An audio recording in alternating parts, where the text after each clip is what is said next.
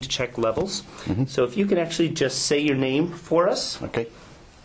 Hi, this is Srini-CTO-of-CVC, shortly Srini, and I work for this company called Contemporary Verification Consultants Private Limited, shortly CVC, and I'm the Chief Technology Officer, CTO. I've been with this company for about 2.5 years, and I represent this industry for about 14 years now. Did my master's from IIT Delhi, and it's been a good run. And I primarily work in the area of VLSI design, which deals with high-end electronics, the chips that go into your computers and mobile phones, the smartphones, and etc. And so, yeah, it's been a pretty solid journey for me. I worked initially in Netherlands with Philips Semiconductors. That was my first job. Did for about 2.5 years. Then decided to come back to India, and I worked for a startup, and then moved to Intel, wherein we did a lot of networking chips and the networking routers and switches and things, and then moved on to EDA company called Synopsys. It's the world leader in EDA domain, electronics design automation company. Wherein I represented the end users like the Intels, the TIs of the world, and AMDs, and then worked with these customers to deploy different technologies from Synopsys to do primarily the design and verification of these high-end chips, including multi-core processors and next-gen. For example, things like that you see on the laptop, like the Centinos, the things that whatever happened, everything pretty much happens in Bangalore now. I mean, all these big chips that you heard of, the Tegra, next generation Samsung, is happening here. So the tablet PCs and stuff. So that's where I was primarily engaging with the customers, and then I took my entrepreneurial plunge into it, and it's been a good run for the last 3 years. I love what I do. I'm passionate about what I do. You can tell. You're smiling in your voice. Yes, absolutely, which is a lovely thing. How's the audio level, Spence? Audio's good. Could we have you spell your name as well? Oh. First and last? Okay. Oh, that's long. Here on the card. Oh, yeah. Okay. Oh, okay. But go ahead. It just helps us to have it actually on footage as well. Oh, you want me to spell it? Just first and last name. Oh, okay. Spell it? Really? It's pretty long. Okay. It's okay. Let me start. You want me to start the whole thing, or? Yep. Okay. First and last name, please. Okay. My name is Srini-CTO-of-CVC, so I spell it like this: SRINIVASAN.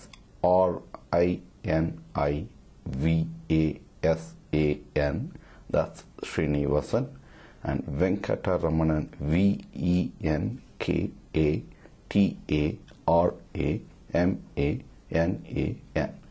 You get a quiz. You get really a gift if you can count the number of A's there. Let me just confirm that it's VENKATARAMANAN. That's just, I believe there's an A missing after the T. Venkataraman, T-A. Yeah, that's why, because your card doesn't say that. No, I think you're set. All right, let's go ahead and start rolling. Okay, good. Okay. So, Srini, just to reiterate what Mark had shared with you, we have 3 videos that we're doing about different aspects of standards. And we've got a storyline for each of them, sort of explaining IEEE and their role and their intent. And we're doing these interviews to capture real-life examples of people who are involved with standards, to make this real as opposed to made up. Okay? We want to hear from real people. There'll be short little segments. So to the extent that you can, if you want to ask you a question, take a minute, as long as you need, and then just try to make as crisp a response as possible. Okay. Okay? Okay. And if there's multiple things you want to say, that's fine. Say one thing, then the next, and then the next. Okay. That could be a little challenging with me specifically, because I end up making long sentences, so I'll try my best. Okay, no worries. Easy. So, Srini, what is the nature of your involvement with IEEE standards? And you might want to say, I'm involved with IEEE standards. Okay. Yeah. So we are not live yet, you're saying? No, we could just have a conversation. Okay. Yeah, ahead. Okay. Oh, well, it started. I mean, Yes, okay. they're recording, but that's okay. Okay. If you don't mind me, I mean, you could go with the question again, please. Absolutely. Tell me how you're involved with IEEE standards. Oh, okay, great. So the involvement with the IEEE standards is it's been about the last 8 years or so. I've been a user of IEEE standards for about 16 years for now. But I got really involved with the deployment and the development of these standards for the past about 8 years, 8 to 10 years, depending on where you count. But it's the way we do this is when we do our day-to-day jobs to perform. Specifically, I work in the domain of VLSI, wherein we make these integrated chips, ICs as we call it. And in the design and verification and development of these devices, which are fairly complex, that go into your Pentium processors and your Nokia mobile phones, the smartphones of the world, we really need standards to be able to talk unambiguously between different geographies, different teams across the world, and different companies across the globe. And to enable that, IEEE is really the thread that really ties all of us together to say that, okay, here is my design, you take it, and then you make a product of it. So if you are a systems company, and if I'm the IC vendor for you, I can develop these chips and ship it off to you, and you could go ahead and acquire multiple such chips and then make this happen. And for this, without a standard, we wouldn't be where we are today, right?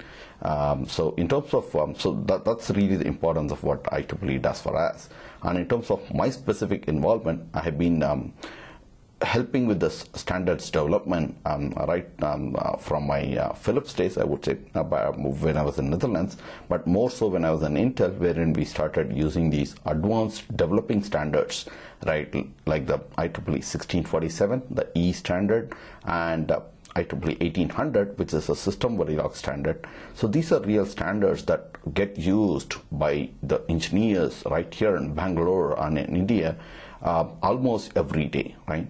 And so I've been contributing to the standards development in the new versions of it, and also I've been using them, and I've written about 4 books on these topics, on various these standards, including the 1800 and 1850, the PSL, and VHDL and Verilog. These are the older standards that we continue using it, 1076 and 16.4 and 1364.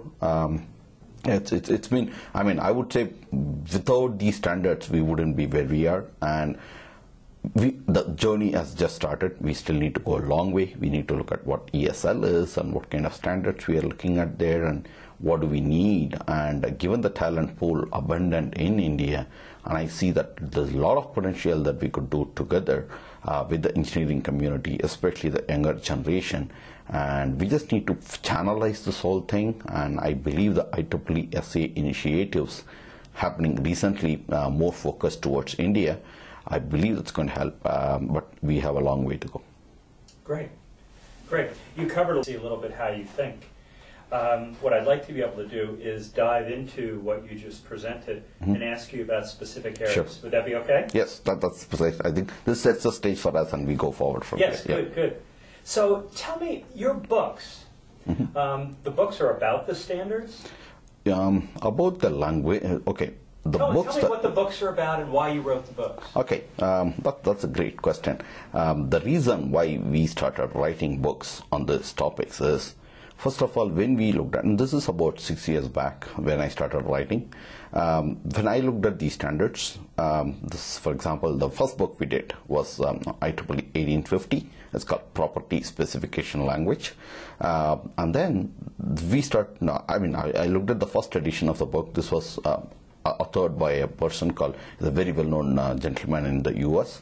His name is Ben Cohen, a very well-known author in VHDL and this domain. And when I just got hold of the book, and I love that mathematical form of representing designs and properties and things. And I just took a day off from Intel, and I sat down, and then I really loved enjoying, reading it. Just the whole day, I just finished it. And I felt there is so much, the content, and they're so valuable to the community out here because they could really use this in their day-to-day. But unfortunately, the language was very complex. And that's where the complicated systems do come in, right? And we wanted to really make it easy for the engineers to adapt, because what in my personal experience I have seen is engineers love examples. You tell them, the languages as in BNF or any sort of a technical format, they kind of get to it for about half an hour. But beyond that, if you start telling them for a whole day, then they said, this is not for me. My life was much simpler. But the reality is the IEEE standards are enabled or emerging only to make their designs much more easier to design and develop and verify. But the way it gets to them from an IEEE manual, if you look at, it's like a Bible. I mean, you do need the priest to actually preach them. And that's where I believe the books and the materials and the trainings that we do at CVC, they really help. Wherein we go and say, okay, here are the new set of stuff that is being added to the IEEE, and here is how you go and use it in your real life. For example, you take a DMA, and you want to design and verify this DMA, saying, okay, I send this data and I expect this to be accepted within some time. And how do you capture this in an unambiguous manner? And that's really what the IEEE 1850 and the SVA IEEE 1800 talks about.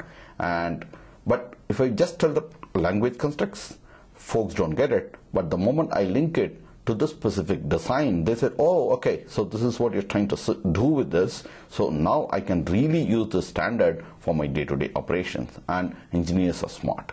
They can really take it up from there and do wonderful things with it. That's my personal experience out here. I've seen a lot of them using it in a lot of different ways, including for clock domain crossing, the very complex problems, sometimes even for low power designs and things. And this is just endless list, right?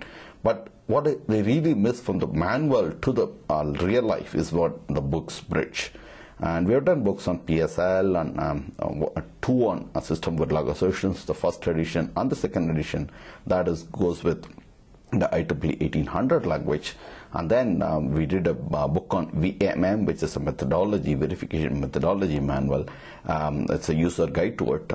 It's titled as Pragmatic Approach to VMM Adoption. And I really personally chose the title with Ben Cohen after some fight, because I really believe standards are there, and what really lacks and what the book adds to it is really the pragmatic way of looking at it. How do I adopt? And that's why we titled it this way. And Ben finally liked it. And, when we did that, and then, this was a huge success and a lot of people started liking it. And now that's slowly, IEEE standard development takes time, right? It gets into now a standard called UVM, Universal Verification Methodology. But the baseline has been lined up right back about 6 years back when we did this book. And, it's still used. And so these are the different kinds of books that we wrote, and I'm still hoping for a third edition of this book, but we don't know when. It takes time. Yeah. Well, here's what I took away, and I'm going to see if we can kind of boil this down a little bit.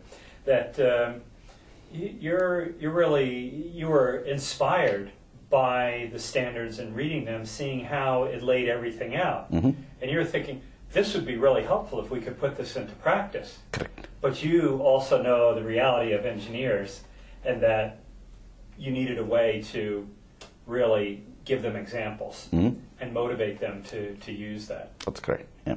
Okay. Yeah. So I think it just goes with my style. I tend to make it longer sentences and make a story around it. Hopefully you like it. That's my style. So. Yeah, no, that's very good. What I'm going to ask you to do, because I want to. If you want to make it crisp, let me know. Let me know how you want to do it. Yeah. I think, for example, in this one,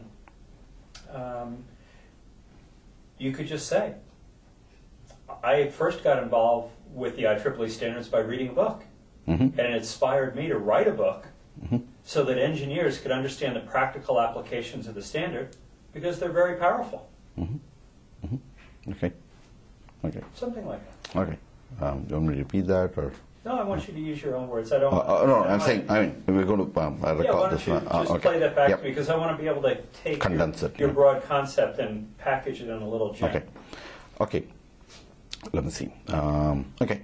The way I see the IEEE standards becoming really, usable for the engineers is the standards really define the language, and in our case specifically the languages and the technologies, And through the books, what we enable them to do is take those constructs and the languages and use them for their day-to-day applications and the challenges that's coming today and tomorrow. And that's where we really fit in. And then we say, okay, here is how we do it. And that's not at all. I mean, what we do on top of that is we do the trainings at CVC, wherein we take these and then put these engineers for about 2 days in our place or at their place, and go ahead and train them specifically on these standards, and they take it forward and then go back and then deploy it there at their place. Yep. Tell me, based on people's reaction, once they understand, through an example, how to use a standard, what kind of attitude do you see emerge from these engineers once they understand how to use it? There are actually two aspects. Let's look at it this way, right? The topic of how engineers, what do they do with the standards once they start appreciating is they try and, many of them, the first reaction is, okay, it's going to complicate my life. It's too complex. I've been doing my life, for example, if you go back, I've been doing my life with assembly code. Why do I need C language? This was the case before. And this was exactly the same story 10 years back when we said, okay, here is a new standard on IEEE-SA-interviews-Srini-CTO-of-CVC, and go ahead and start using it. Oh, I have already 1364, I don't need this. And that's usually the reaction we see. And this comes more with the seniors than with the juniors, because in India specifically, there is a lot of young population, and they want to really try out new things. Because that's one thing specific in India, I believe, because I've also seen the other countries. People get really bored with boredom stuff, right? If you keep telling them the same thing, they don't like it. So they really want something new out of every time. And that's where the IEEE standards, the new ones that are emerging, is really making them enthusiastic about their day-to-day work. Otherwise, it's the same work, I need to do it. Now there is a better way of doing it. Here is a new modern approach to the standard, and here is how you do it. They really love it. The challenges they face is, however, they tend to be, when they're too young, they tend to overuse it. They don't really know how to best utilize it. They start using it in all corners, and those are probably not the best ways to do it, and they need some guidance. And that's where the different methodologies and guides and the blogs nowadays, the social media is really helping them a lot, because they know, okay, here is a standard, and how do I use it? There are several blogs coming out of these EDA companies and the Intels and things, and they really like it. The conferences that happen across the world, the DAC and DVCons, users really follow from here and then say, okay, here is how you start using these standards, and they're really helping us. Okay, a little bit. That pretend I'm an engineering student at a university, and you're my guidance counselor. What advice would you give me as a young engineer in terms of IEEE standards? And if you could use IEEE standards as opposed to just standards, that would be great. What would you tell me about what I need to do relative to IEEE standards? Okay, that's okay, good. So the next portion on the IEEE standards is really who is going to be using it in the, let's say, next 5 years to 10 years, right? And that's nothing but the engineers who are just graduating out of these colleges, and we have several of them in India, and specifically in Bangalore we have lots of these educational institutions, and when they come out of it, they really jump into this whole world of VLSI specifically. And in that context, the IEEE standards are extremely important for them, but there's a lot of education still missing there. But when they are there, and if they could start using these standards, that is going to help them in getting their career and right in the fast lane, also their dream jobs, and they could start looking at, I'm struggling to make this small ALU work, but how is Intel doing it on a multi-million gate design? And the reason they are able to do is because of these IEEE standards, which are really concrete and available for them. So I would highly recommend, if you are a student, you should start looking at what is new in the IEEE standards. What often happens in India specifically is they all look at the IEEE transactions and the papers and things, which is great. But that is talking about a smaller adoption of these standards, right? It takes it and then says, okay, here is how I build a FFT, for example. And they try and solve those problems specifically. What I would highly recommend is start going beyond the basic papers, look at IEEE standards as it is, and see how you could take that and then use in your final year projects, the graduates, the postgrads, if they could start using these standards in their final year projects, wherein they get to spend quality time of 6 months to 1 year.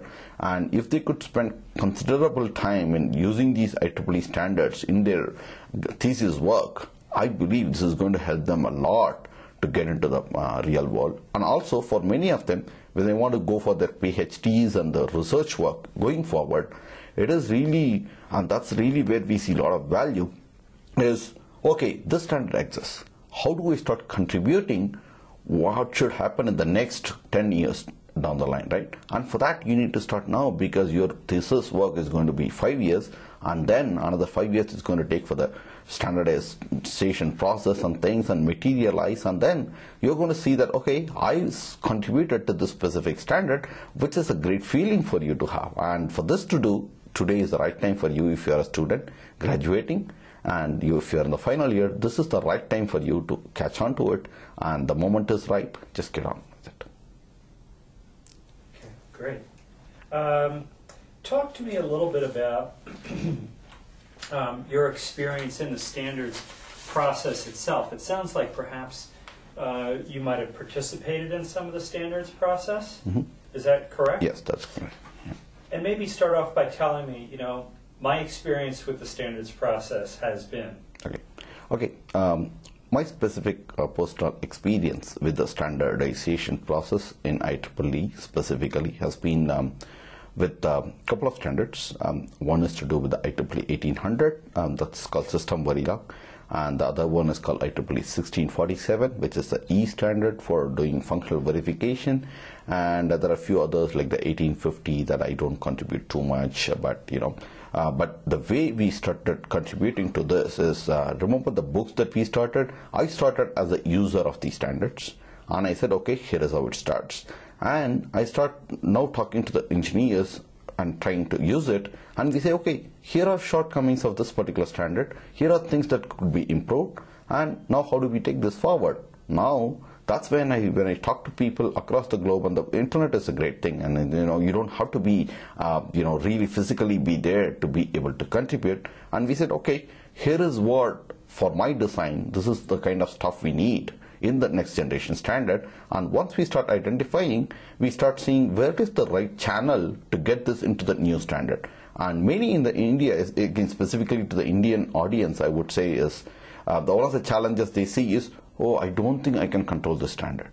And that's not true anymore. It might have been true 15 years back, but now I know that there are several standards driven by the folks in India.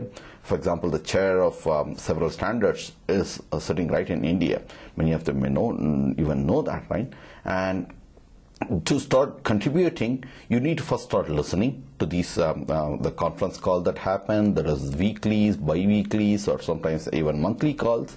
You get and latch onto it, the standard development, and they are all there on the websites, different websites, IEEE websites. You go and find out the right standard that you use and start listening to what is happening there, and then you represent a significant portion of your user base saying, here is what the users want. Then the language experts, who have designed this previous time, they come and tell you, here is why we do it this way. Then you start appreciating the technical aspect of it and the user requirements for it, and then we start suggesting, how do we do this? The first time you make a suggestion, guaranteed you're going to be wrong. That's fine. It's good to fail, and then take it from there, and then say, okay, now I understand this is why it is not allowed, but let me also see what else can I do. And that's where I think the young brains can come in really handy and tell, okay, here is a problem I need to be solving. And many of them can be solved with the existing standards and the new stuff. And what we need to do is bring in the right set of people, right set of problems, and we start contributing to it, it can really work. And I personally have seen it working in IEEE 1800 and 1647. These are the two specific standards wherein I have personally contributed a few things. I won't say a lot because the standards are huge, and I still consider myself as a small fish in this whole pond, or of sea, you could call it. But the fact is, we could influence, and there's no limit. And I think with more energetic, enthusiastic engineers are available in India, I'm sure we can increase the contribution. So how would you evaluate the IEEE standards process? Just give me your personal perception about what you think about the standards process and how it's conducted. Oh, okay. And maybe just make sure you mention IEEE standards. Oh, sorry. Okay. The way I look at IEEE standards, the process, the standardization, the IEEE standardization process is, it's robust, it's time proven. At the same time, when I start contributing to it, what I felt was it is also fairly time taking compared to some of the other standardization processes, but it is good because it makes it rigorous and makes it much more widely usable. And so when we look at, let's say, the standardization, IEEE standardization process, the first thing that you do is you make these proposals, and you get to run it through multiple experts and say, okay, here is what I'm proposing, here is a problem I'm trying to solve, and here are my proposals, can you please give us some comments? And it goes on in there, and you do this on a conference call, and then people go back to their cubes, and then about 2-3 weeks they take a look at it offline. Of course, it's offline and part-time, they spend time, and then come back to you over email saying, here are the proposals, here are the modifications, and you really need to own it. You need to start taking it and then say, okay, here is how I do it. And so you need to learn the whole process. It takes time, but the fact is the process is well laid out. You need to sail through the process for, I would say, about 6 months before you can start contributing, because there are lots of minutes captured. This is really a nice process over there, and I personally consider myself as still somewhere in the beginning to intermediate stage. I wouldn't consider myself as a big time contributor yet, because it takes its time, and you need to spend its quality time to do this. But the process itself is pretty good. It's just that you need to get used to it, and you need to appreciate that there are conflicting views, and there are different reasons why there are conflicting concerns, and you need to be open-minded. At the same time, you need to have your reasons laid out, and this whole thing, once it gets into the so-called balloting process, that's when it can be a little emotional, because you started asking for a thing and that got balloted down, and especially in a big company there's only one vote for this whole company and things like that, and you just need to say that, okay, technically we have done this work and there are probably better ways of solving it. You need to have that little bit, and that I can see in India specifically, people can get a little emotional about it. And I think, over a period of time, people will find it better. But in my personal experience, I have seen that the process takes in the best of available options. Because for any problem, there can be a number of ways to solve it. And once you go through this process for a while, you understand that why something was shut down. But yes, and you need to be realistic about it. Any standardization has multiple contributors, and few of them get adopted, some of them do get dropped. That's just the way the process works. You mentioned that the process was rigorous and that it resulted in better standards. Mm-hmm. I'm going to ask you to give me a word. The best word to describe the IEEE standards process is, and if you could just say whatever word comes to mind. Just the IEEE standards process is. Okay, if I were to summarize the IEEE standards process, it is robust. It's robust and time proven. It's robust and what? Time proven. Time proven? Time okay, proven, gotcha. Could you just say that one more time for me? The IEEE standards process is? The IEEE standards process is robust, rigorous, and time proven. Yep. Great, thank you. Could we ask him, if he's got experience with other standards, could we ask him how IEEE standards compare to other organizations? Sure. Can you give me some assessment as to your experience of IEEE standards relative to other standards? How would you compare and contrast? Okay. Okay. Because this whole domain has multiple other standards bodies, I think it's important that we understand how IEEE standards stand out compared to the other ones. I do believe they are on the top of the pyramid, but to get there, we have other standardization committees which sometimes enables faster development of these standards because sometimes, for example, I mean, is it okay if I take examples? Yes, absolutely. Okay. It's not going to be a political war or anything. No, I think so. Okay. So this is specifically in our domain, the VLSI and the EDA, the semiconductor domain. We see that there's an Accelera committee as another standards committee, which enables a rapid turnaround of these new developments into a standard. You could call it pseudo standard or you could call it Accelera standard, and the reason it becomes more popular is it's a little easier to add stuff to it compared to an IEEE process, which is, as I said, it's rigorous, it takes its time, right? But sometimes people want quick results, and it gets fueled by marketing, it gets fueled by a lot of other factors. Time to results, we don't have enough time to wait for these IEEE standards. That's one of the complaints that we usually get from the top and high-end semiconductor development companies.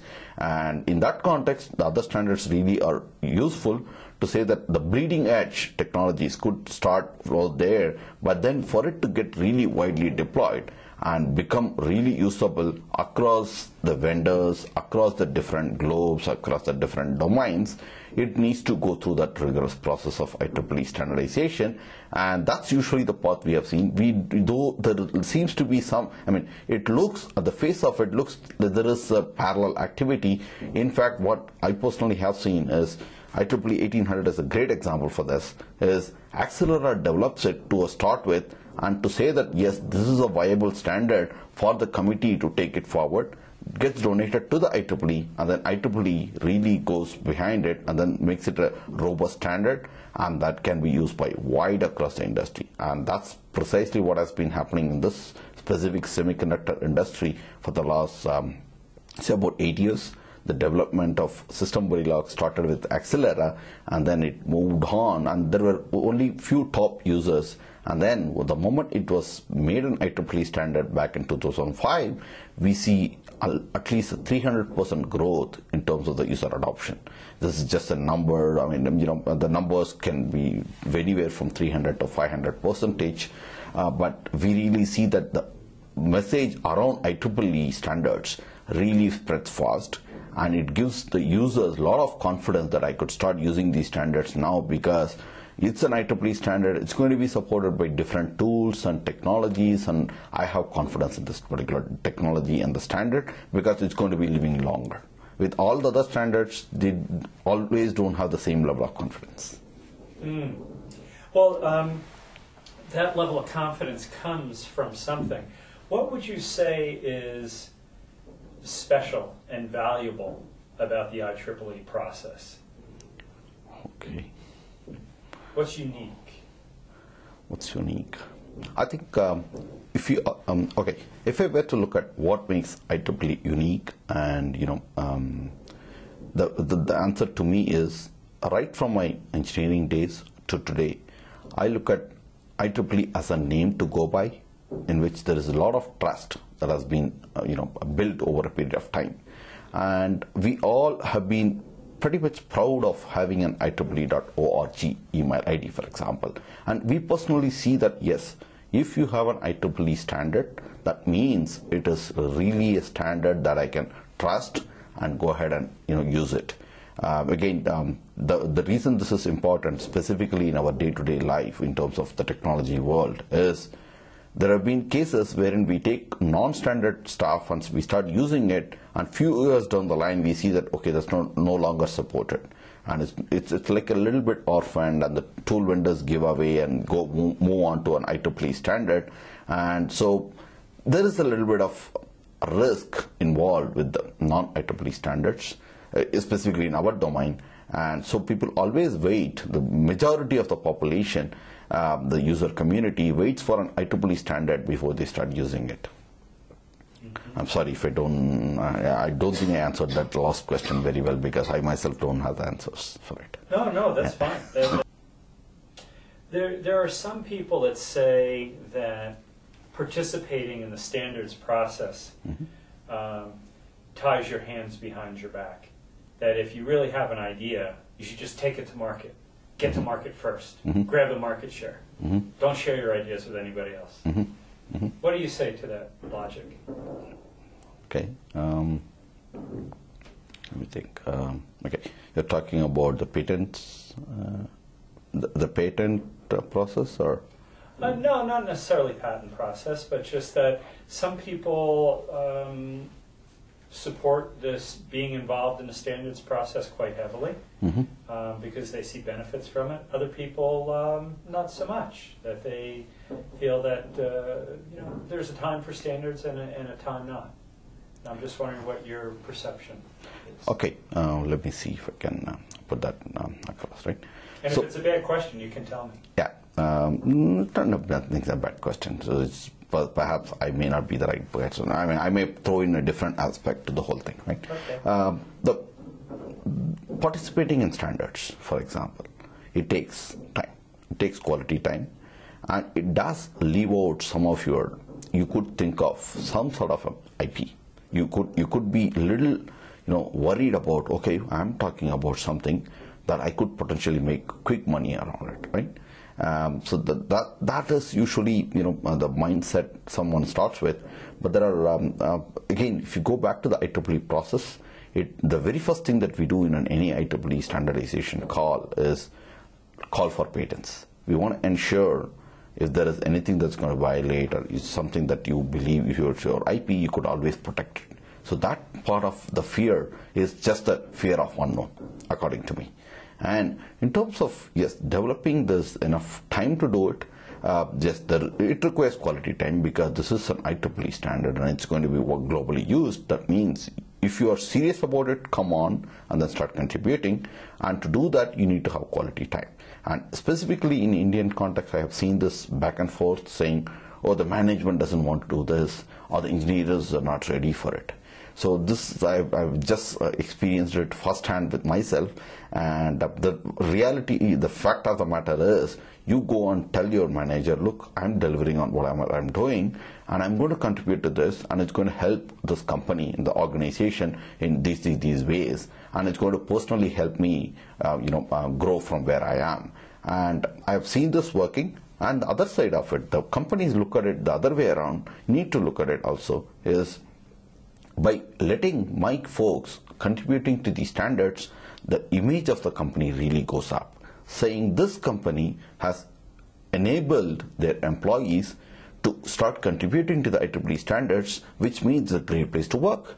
And that is a big deal because when you are out in the market looking for the brightest of the candidates are not just going to do hard work for you. They're going to really take your flag and then march it along. And for that to happen, if there needs to be much more than just the dollars, the rupees, and much more than that, the credits they get as specifically as they grow in their career is the kind of recognition they get. And I believe it's really a matter of pride to be able to start contributing to the standards and make a mark for your company over there.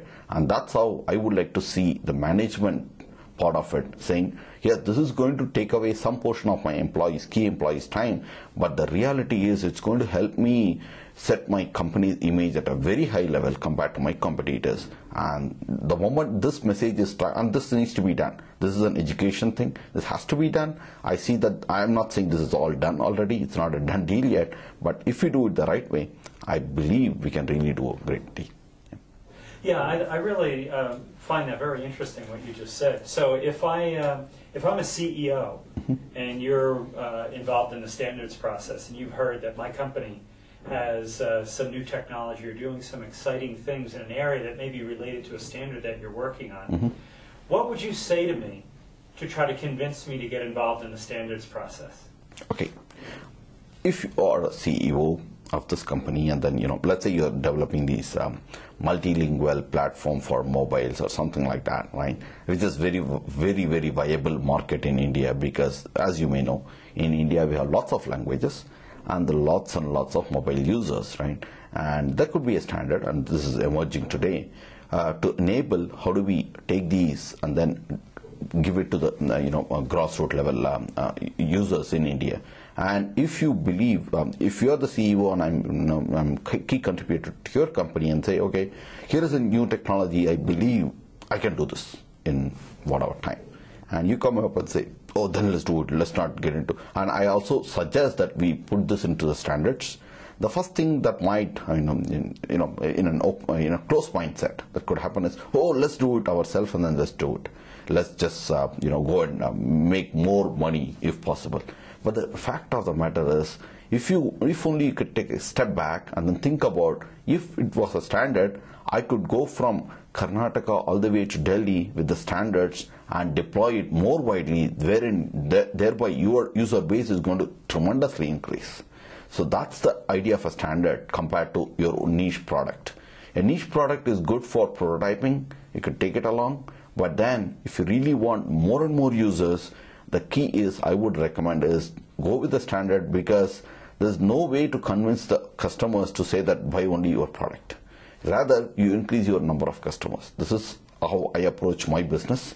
I run my own business, and the way we do this is, we say that, okay, let's enable it so that we can reach out to masses, we can reach out to more users. And to do that, you need to have IEEE standards. That was excellent. That was excellent. Thank you. Esther, do you have any other questions? Since he's a business owner, can we ask him what's the financial impact of using IEEE standards on his business? If he's comfortable talking about that. We don't have to Do specifics, right? Yeah. Okay. Not with any specifics, because we don't want to pry, but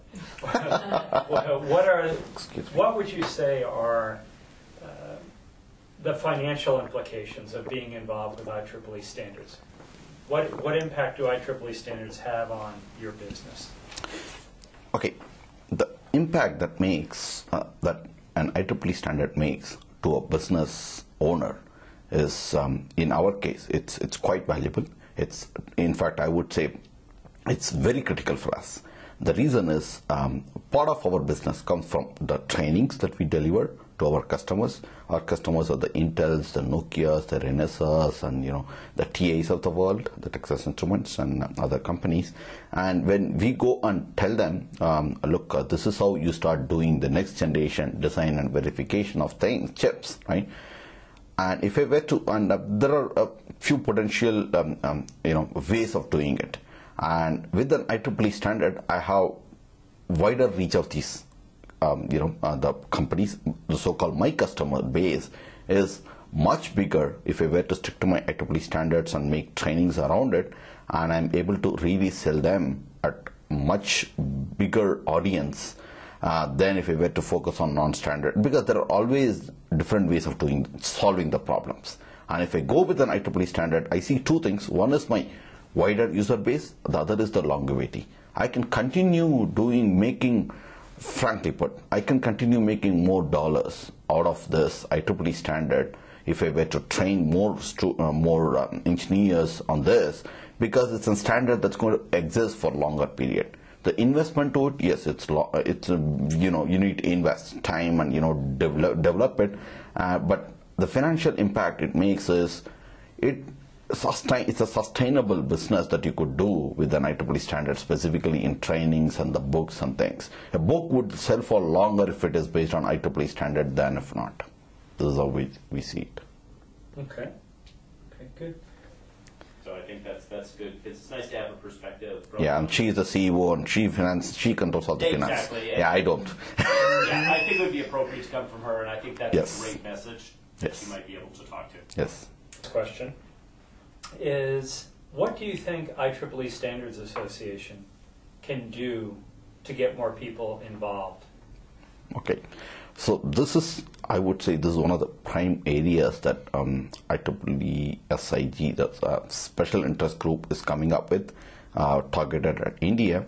What as a chair of the IEEE-SA-EDA portion of it, I really would like to take this opportunity to reach out to more engineers in India and say, we need your help to kind of promote and develop the next generation standards, because we have the youngest population in this high-tech world, and there's no reason why we can't drive the standards going forward.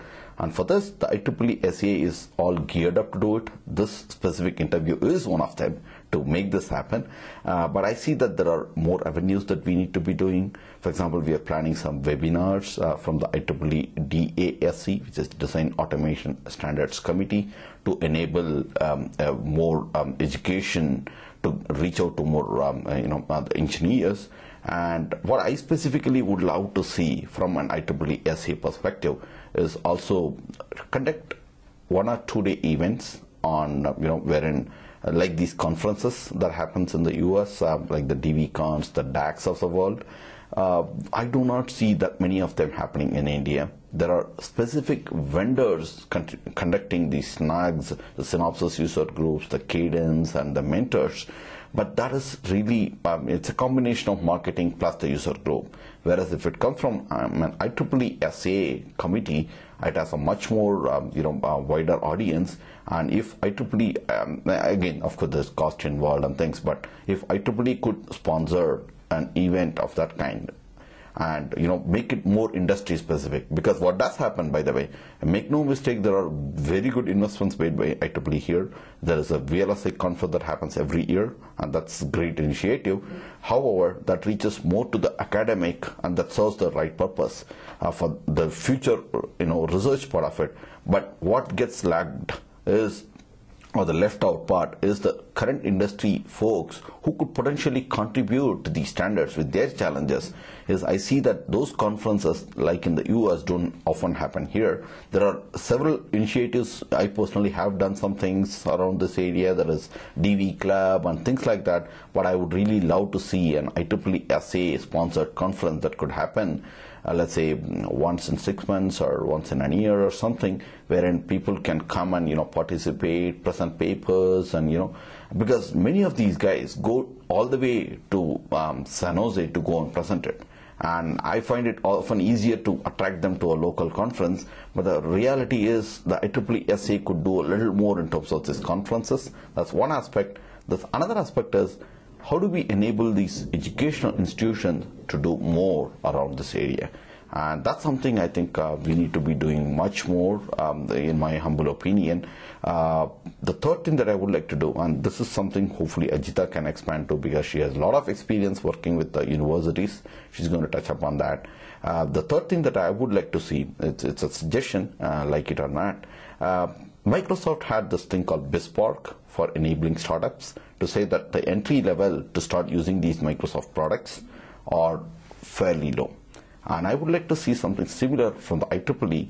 The Explore, IEEE Explore is great when you're the Freescales of the world, the Intels of the world.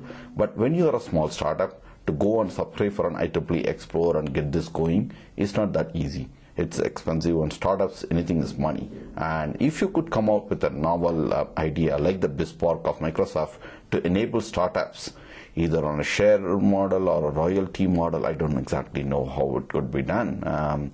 But if that can be done, I think that's going to help, because the startups are driven by some of the senior most people, and I'm sure they can contribute to the standards. But the reality is they do not even get access to the IEEE Explorer because it costs a lot of money. And if there is a way we could arrive at a median and say that, okay, here is what IEEE-SA enables you to do this, and in return, this is what I need from you. You start contributing to the standards or something, and I believe that can really help. Great.